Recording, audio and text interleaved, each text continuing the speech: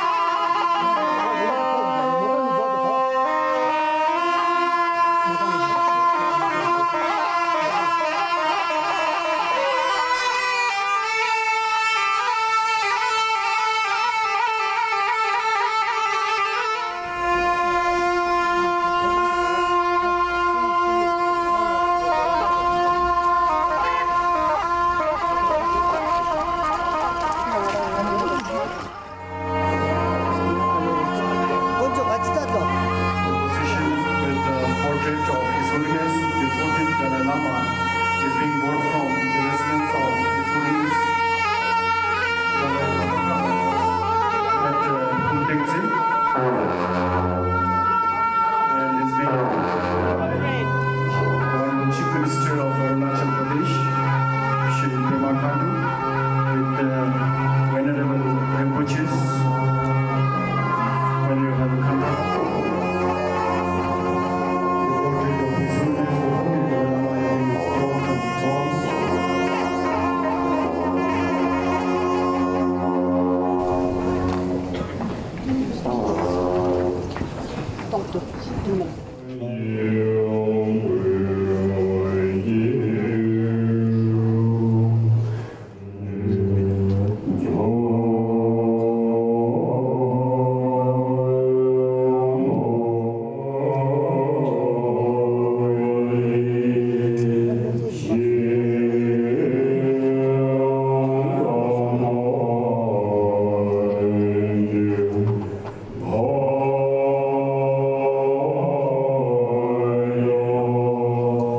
So let me begin with a very simple story.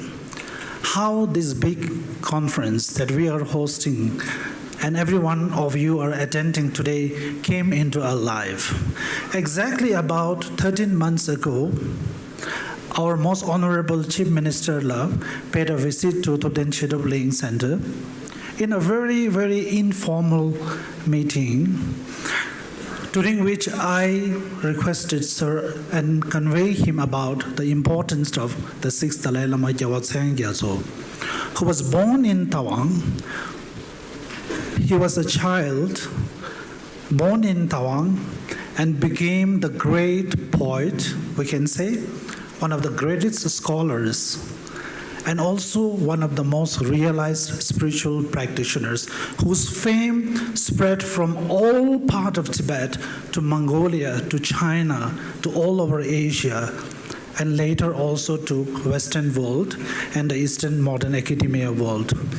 There is no one in the academia world, particularly, who doesn't know Tsangyang Gyatso, the 6th Dalai Lama.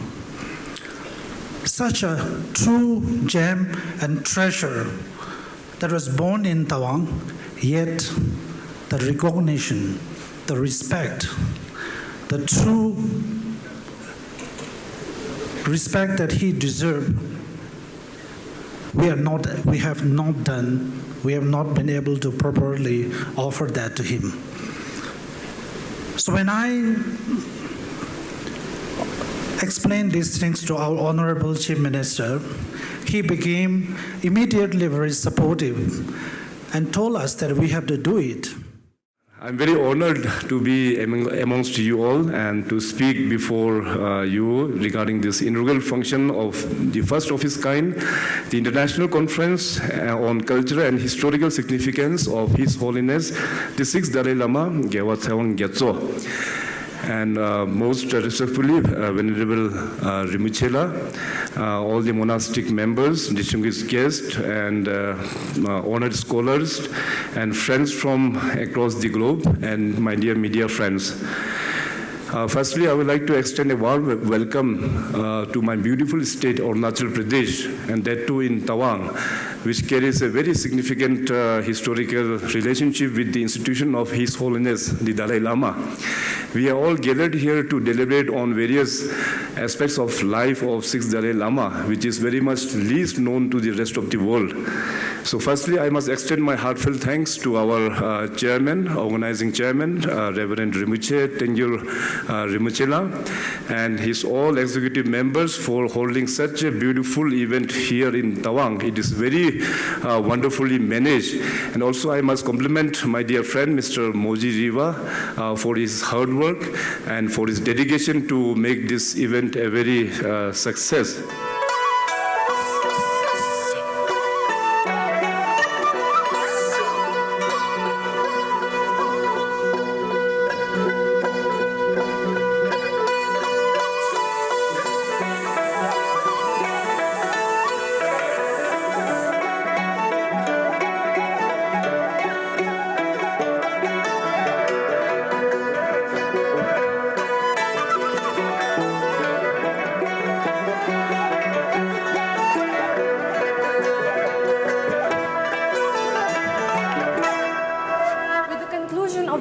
Session, we are now officially headed to the first day of the conference, which also marks as the second day of this international conference. Lined up for the day as a technical session, we have altogether 3 technical sessions. The first 2 will be focusing on the cultural significance of His Holiness, the 6th Dalai Lama, and the third will focus on the cultural significance and the textual analysis of the same. Now, these academic discussion is bound to set the phase for the upcoming conferences that will be held here. Now, join me in the first day of the technical session.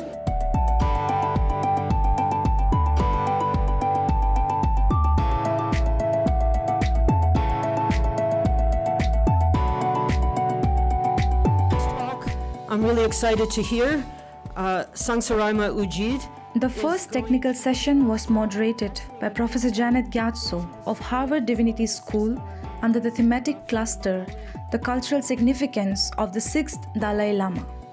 Scholars Tsangyang Gyatso and Lobsang Tenpa presented their research on the White Crane of Alaksha, Legends of the 6th Dalai Lama in Mongolia, and Tibetan sources on the maternal genealogy of the 6th Dalai Lama's Royal Bar-Emkhar House, respectively. The second session, moderated by Thupten Gendum, continued the same cluster with presentations by Lama Ngawang Norbu, Thutan Tashi, and Jampa Samten. The third session shifted to textual analysis, moderated by Geshe Thupten Punsok, where Sonam Gyantsen, Sultrim Palden, Jamyang Dondup, and Sevang Topla offered their interpretations. Standing next to me is Mrs. Tsangyang Gyatso, who is an assistant professor at University of Michigan for Tibetan Buddhism, USA. Welcome to the Arunprabha, ma'am. It's an honor. And first, I'd like to say that your presentation was commendable. Very nice details you've given us and very informative, rather. But before we'd like to start, I'd like to request you if you can give us a brief detail of your research so that our audience can also get an understanding of what your work was about. Absolutely. So, as a professor of Tibetan Buddhism, my actual work tries to challenge the idea of Tibetan Buddhism and its isolation by looking at the wider Tibetan Buddhist sphere, as I like to call it. My topic of expertise is really the Gelug school of Tibetan Buddhism. And although the Gelug school of Tibetan Buddhism has spread all across the Himalayas, from central Tibet to eastern Tibet to Sikkim, Ladakh, and also today Nepal, and beyond to Mongolia, all the regions of Inner Mongolia, Outer Mongolia, as far north as parts of Russia in Kalmykia and Buryatia. oftentimes is seen as a one-way transmission, where it was a tradition that was given from Tibet to all these other regions. So my research tries to challenge this by looking at the multi-lineal, multi-directional dimensions of exchange of knowledge, creation of knowledge, identity in Buddhism, not just in the religious sphere, but also in the religio-politics. So my focus really is on the interchange between Tibet and Mongolia since the 1500s, by starting with the period of the 3rd Dalai Lama and Altan Khan of the Mongols, and by tracing the development of the Dalai Lama lineage to really envision the wider Tibetan Buddhist sphere as a collaborative effort that allowed for the Gelug school to become the global phenomena has become today, from the once central Tibetan tradition it used to be in the beginning of the 1500s. Well, I think, ma'am, their input is really valuable now for our audience. One hopes.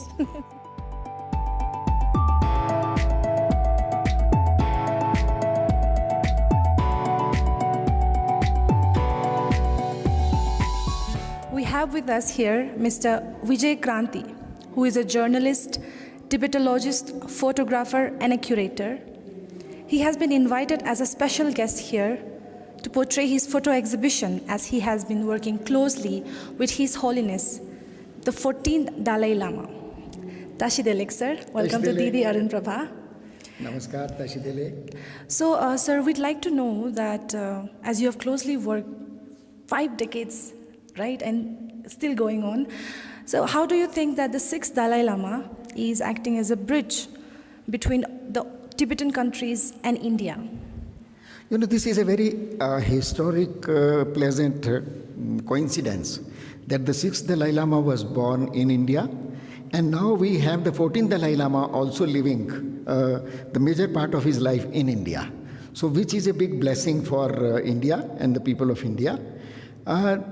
Both of them are a great bridge between India and Tibet. 6th Dalai Lama, he was born in India. Then he became the spiritual and temporal ruler of Tibet. And the present Dalai Lama, he was the temporal and political and the religious leader of Tibet. And then circumstances made him to come to India. So he is our guest. So he treats India as his second home. So we have 6th Dalai Lama's home, India. 14th Dalai Lama's home, India. So both Dalai Lamas are a great bridge.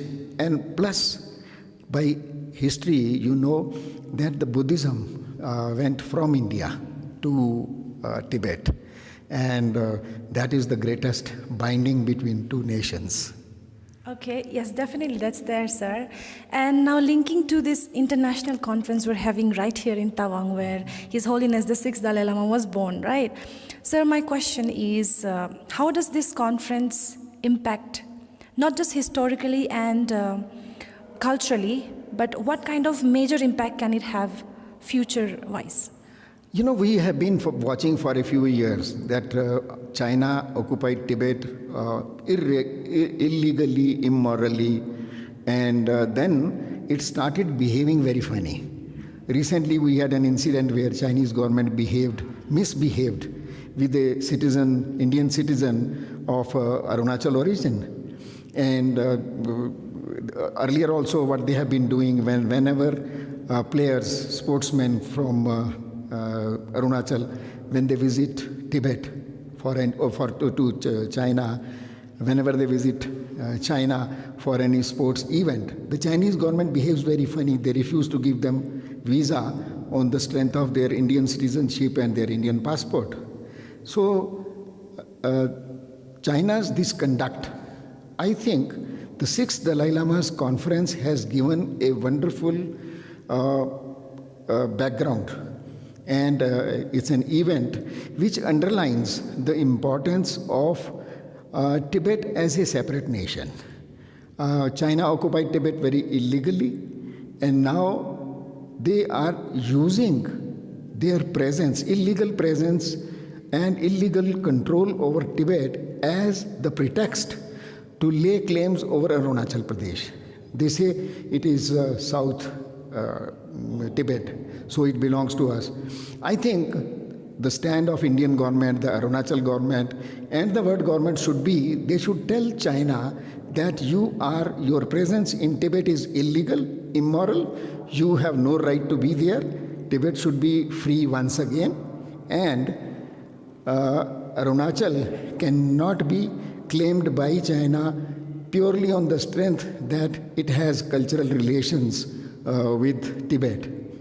So I think 6th Dalai Lama is the greatest symbol of India's link with Tibet, Tibet's personality as an independent nation which is now occupied, and this should be a ground for Indian government to take a stand, a more clear stand on Tibet. The second day of the technical session began with another textual analysis, moderated by Tulku Tenzing Gyatso, featuring presentations by Thupten Yarfil, Miwo, and Lobsang Dorji Rable. The fifth session, under the thematic cluster Understanding of the Text in the Songs of the 6th Dalai Lama, was moderated by Jampa Lobsang, with Tashi Sering, Beri Jingme Wangyal, and Rongpo Lobsang Yendak presenting their studies. The sixth session continued this cluster, moderated by Yael Bentor, with papers from Alexander Zorin, Dan Martin, Yoshiro Imeda, and Geshe Laktor. On the final day, the last two technical sessions were conducted. The first was moderated by Joseph Kimmel under the cluster Historical Significance of the 6th Dalai Lama, with contributions from Ian McCormack, Shoko Mekata, and Leonard W.J. Vanderquip. The concluding session returned to the understanding of the text in the songs of the 6th Dalai Lama, moderated by Thupten Kalden, with presentations by Tsering Shakya, Rikya Rinpoche, and Fentok. Standing next to me now we have Dr. Alexander Zorin, who is a researcher and lecturer at the Hebrew University of Jerusalem, Israel. So, sir, because you've come all the way from Israel here in Tawang, which is way too far, looking at the international conference that happened this year, right? Do you think it holds more significance apart from cultural and historical? Do you think there's any other broader aspect that you'd like to add? First of all, I'm really happy to be here. The conference is organized very well, and this land is beautiful. People are beautiful. Getting back to your question. Well, it's difficult to say whether it has any other dimensions apart from purely academic. Do you think it opens more doors for, how it can elevate the stance of Arunachal Pradesh in a global stage? Of course, sure. Can you elaborate on that? Yes. Actually, I can tell you that all the Israeli scholars whom I told that I'm going to Arunachal Pradesh were just, happy to hear. I mean, they were thrilled with this news, because Arunachal Pradesh is a place that not so many people have visited from Israel and maybe from the West. So it's amazing that we had this opportunity. And all the Israeli colleagues were very supportive, and they said, wow, that's great, so you should go there. All right, so since you've mentioned that you're very happy to be here, let us also give it back to you that we're very happy to have you here. And that's Alexander Zorin. With the continuation of the technical session, today, the third day of this international conference, we have concluded another 3 sessions, among which the 4th technical session spoke about the textual analysis of His Holiness the 6th Dalai Lama, and the 4th and 5th spoke about understanding of the text in the songs of His Holiness the 6th Dalai Lama. As we have concluded the day 3 of this international conference as well, we are now officially headed to the final day, the 6th December of the first international conference here in Tawang, which will be commencing with 2 final technical sessions and the valedictory ceremony. Until then, stay tuned.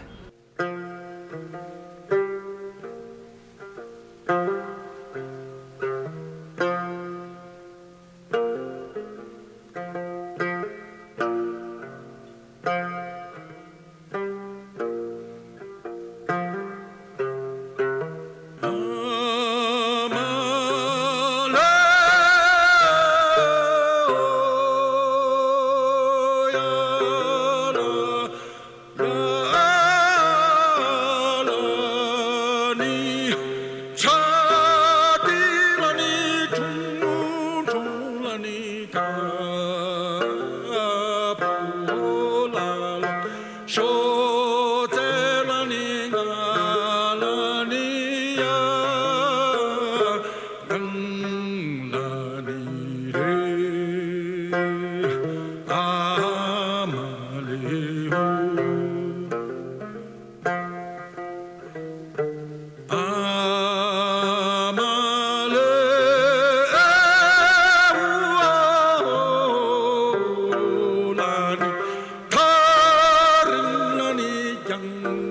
next to me is the director of DOKA, Department of Karmic and Adhyatmic Affairs, Mr. Thupten Kalden. Tashidelek sir, welcome to DD Arunprabha. Thank you. Sir, we have come to the final day of this international conference. So why do you think it's important that people understand the legacy of His Holiness, the 6th Dalai Lama? As you know, the 6th Dalai Lama was born in Tawang around 1683. And since then, now it's around 340 plus years. People do not really know about the 6th Dalai Lama's legacy, and 6th Dalai Lama was born in Tawang. But now when you attend the seminar with the scholars coming from many foreign countries, and then we have scholars from Dharamsala, Varanasi, historians have come, researchers have come.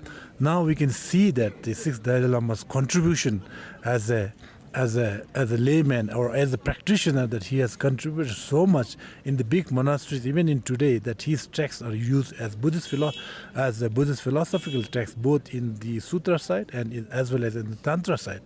This is one. And then as far as the importance is concerned, as you know, that Tawang is an important place in Arunachal Pradesh.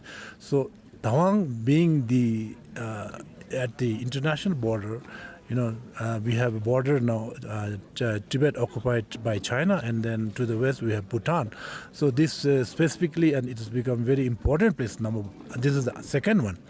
And thirdly, we can say that the lots of geopolitical things are going on as far as the Dalai Lama's institution is concerned. And Dalai Lama's importance in the present world is immense. That in the Western world now, Dalai Lama is regarded as one of the most peace spreader, and then he's not only a religious leader, but he's somebody who spreads peace among the world, who brings all the religious leaders together. So from that point of view, the 6th Dalai Lama and the 14th Dalai Lama are basically connected. For the Buddhist people, they are entity-wise one. If you say the 6th Dalai Lama or the 14th Dalai Lama, there's a good bridge there. So finally, from the 6th Dalai Lama's conference, we come to the 14th Dalai Lama. And 14th Dalai Lama has become so important in the present world. So from that point of view also, this conduction of this kind of seminar here in Tawang is very, very important. And all the thanks goes to our Chief Minister, Sri Pema Khandula, who has single-handedly supported this conference, and which is very, very successfully going on. And we have the valedictory function in an hour's time now. With the Honorable Chief Minister, Sri Pema Khanduji, sharing his 3 key reflections of this conference. The first, preserving the cultural heritage. The second, encouraging academic and cultural engagement. The final, being spiritual and community renewal. The first international conference on cultural and historical significance of His Holiness, the 6th Dalai Lama, Gyalwa Tsangyang Gyatso, has officially come to a close. These key reflections also capture the heart to what this conference was bound for.